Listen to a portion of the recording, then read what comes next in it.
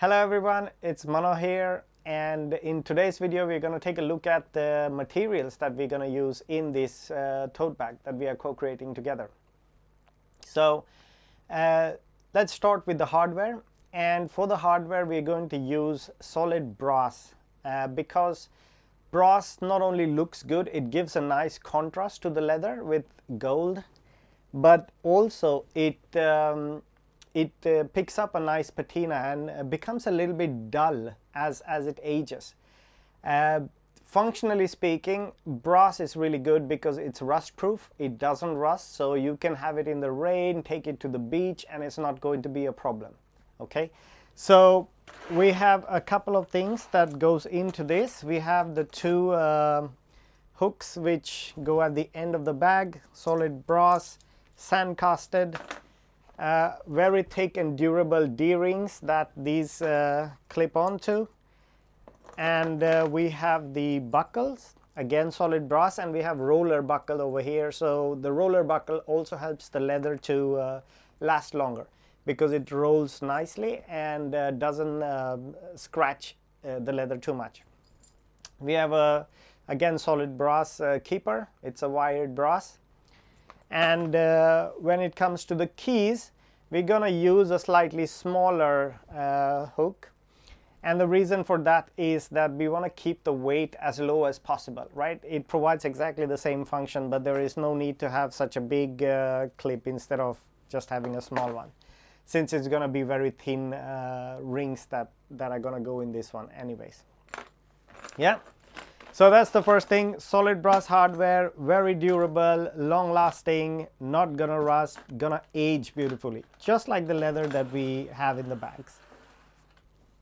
Next, we are going to have YKK zippers, and these ones are black, so the black one is gonna come onto the black bag. Oops, did I give away too much? We will find out when the leather choices show up. But we have a black zipper as well. It's the YKK made in Japan zippers. Very durable, lasts long, and it's really good price to quality ratio as well when it comes to these. These are size 5, so they are big and easy to pull. We also have brown YKK zippers that we are going to use, and these ones are probably going to be on some other shades. Yeah, so if this one goes on black, you can imagine which these ones go on.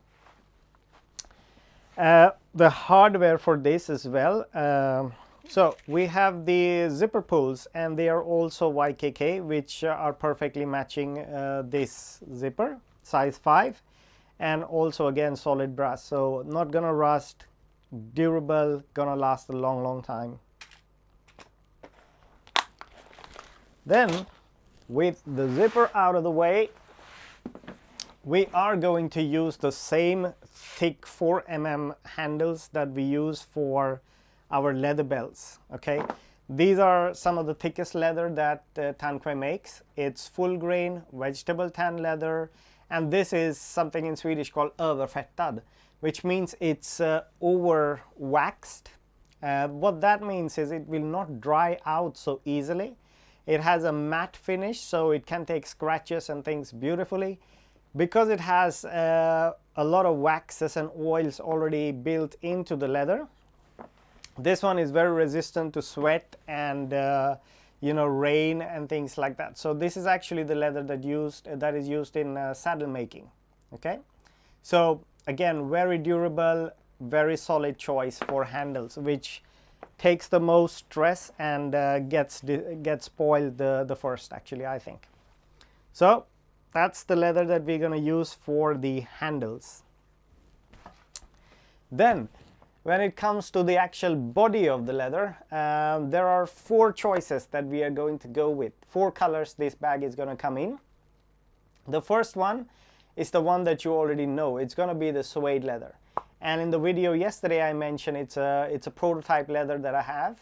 And the reason is it's not that it's cheap or bad or anything like that. It's just the leather that I have, quite a lot of it. So that's what I use for prototyping. So first leather is this suede leather. Really nice, my personal favorite. And the reason is that this one doesn't pick up scratches and things like that. It's already suede. So if you want your leather to not have too many scratches and stuff, this looks really good. The other reason why I really like this suede leather is because this will pick up dirt, and also denim dye is going to come up and show on this leather quite easily. So if you like patina, if you like your rough out boots and denim indigo dye to rub off on this leather, this is the one for you. But if you also take care of your leather, and if you are careful, you could use this leather as well. It will last quite nicely. It will pick up a bit of patina, it will pick up a bit of dirt and stuff, but I think it just adds that character to it. Suede is generally very popular during summer as well as during winter, and especially 2025, it seems like suede is a leather of choice. Okay, so suede it is, the first leather. So the second leather that we have is the black leather. Now this leather is 2.2 millimeters thick, so it's really nice weight of leather for bag making. It's thick but not too thick, and it's also not flimsy, so it will hold its shape really well. It's thick enough and it's beautiful on the inside as well, so it doesn't really need much lining. I think it doesn't require any lining, to be honest. And this type of leather is something called tumbled leather. Now what happens is you have a normal leather which is smooth, but it's usually very hard when it comes to vegetable tan leather. Yes, and by the way, all these leathers are going to be vegetable tan leather. We will talk about the sustainability aspect a little bit later. Okay, so when you have vegetable tan leather which is very smooth and it has not been tumbled, it's usually very stiff and hard. Okay, and if you have any kind of finish on it, like a gloss finish or something, when you twist and turn, it kind of looks really bad. So when you have that type of leather, you want to have it like in a very hard kind of shape or design. But when it comes to tote bag, it's going to be stitched inside out and then pulled out, so it's going to destroy that leather. So when you use bags, or when you see bag leathers, usually it's this tumble leather. Now the appearance of this is also that it has a little bit of it's also called pebbled leather. Tumble leather is another one, is also called grain leather. So this is how it actually looks, and it has a nice sheen to it. It's fairly matte but has a little bit of a sheen to it.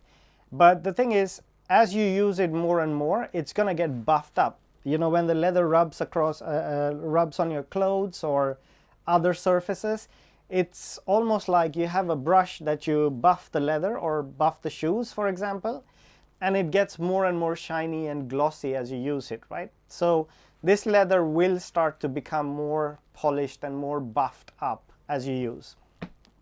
So we have that as the second leather, and the handles on the black leather are going to be in black color. Okay, so it's going to be really nice black on black and some gold or brass details, so it's really going to make a nice contrast and look super nice. I'm so excited about it. So here's the second leather, the black one. Then we go over to the third leather, and the third leather is going to be the dark brown leather. Okay, another fantastic solid choice leather. This is how it looks, and we have some grains as well, so it's basically pebbled leather as well. Same thing, again 2.2 millimeters thick, perfect weight for bags. So dark brown, what happens is this one will also really pick up nice glossy shine after a little while as it gets buffed when it rubs against your clothes and other surfaces. This leather will not get much darker than what it is. Okay, so it's gonna keep the same color, but it's gonna get shinier as you use it. Okay, that classic patina that we all are very familiar with or love to see. That's the second one, and this one of course is going to be used, or it's going to be matched with this dark brown leather as well. So This is the combination that it's going to go with. Okay, then we have the final leather, and the final leather is gonna be this nice light tanned leather, or it's actually brown leather, but because of tumbling it becomes a little bit lighter. Okay, and this is how it actually looks. Okay. Same properties, same 2.2 millimeters thick, tumble leather, pebble leather, and this one is definitely going to get darker as you use. Okay, this one is going to pick up an incredibly nice patina. So this one will be the one that you will choose if you love patina. Okay, if you want your things to be to look like it's really used and abused and well taken care of at the same time, this is the one to go for. Again, this one is also going to be paired with this dark brown leather for a really nice contrasty handles. Okay, so that's what it's gonna end up looking like. All right, now those are the 4 leathers that we're going to use for this bag. Now, before we move on, I want to share a little bit more about Tanka Garvari and as well as the leather, and solve or answer some of the myths, as well as some things that people think of leather as being a bad material choice. So first of all, we are going to only buy this leather from Tanka Garvari. Okay, it's a Swedish tannery with an incredible focus on sustainability. They don't use chromium. So it's not chrome tan leather, it's tanned with vegetables and tannins. So environmentally friendly, all natural materials. That's the first thing, no chromium. Second thing, the leather is full grain, which means it's the top layer closest to the skin which is getting used on it, which means that it's the most durable part of the leather, and also it's the most expensive leather that you can actually buy. That's the second part. It also looks beautiful because if you really look closely, it shows all the the pores and things of the skin, as well as some bug bites and things like that. So it's very natural. You will see stretch marks from a real animal that has lived its life nicely. Now, third part, this is not some exotic crocodile leather or some fancy leather that the animal is only bred to be killed for leather. Okay. This is the leather that is a byproduct of the meat industry. So people eat a lot of beef, and the skin that is left from the meat industry, either that gets thrown away, which ends up in the landfills, and of course that's not good because it adds to the pollution. But what Tanka Garvari does is they take all the leather as much as they can and produce sustainably and make leather out of that. So if you're killing an animal for food, then you might as well use all the parts of the animal and not waste the leather. I can't believe how much shit I've gotten over the internet for using leather and people giving all kinds of nasty comments. But as long as the world continues to eat beef, I think leather is one of the most sustainable choices that you can actually make. Leather lasts amazingly long time. Instead of having vegan leather or pleather, plastic leather, they just don't last. So you will spend quite a lot of money, do all the CO2 emission, and within 2-3 years it's gonna just crumble apart. It's gonna be really looking bad. Leather, on the other hand, if taken care of, can last 20, 30, 50 years as well. So it's really the most sustainable choice. You own a bag, make it last 20 years so that you don't need to consume or over consume and buy new stuff. Okay, that's the whole philosophy that I stand behind. You make goods that are going to last a lifetime, and that's why I think this leather is the choice that we are going to make.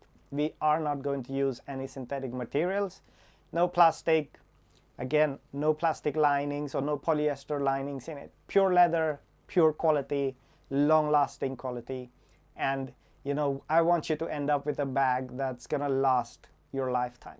Really, that's the idea.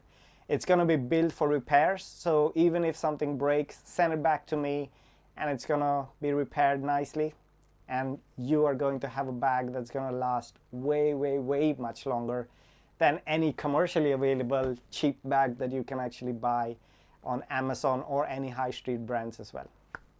That's the promise that I make, and with that I would like to say thank you so much for looking through this video as well, and I'll come back with maybe one last final prototype or a final design where we look into how the actual bag is going to look like.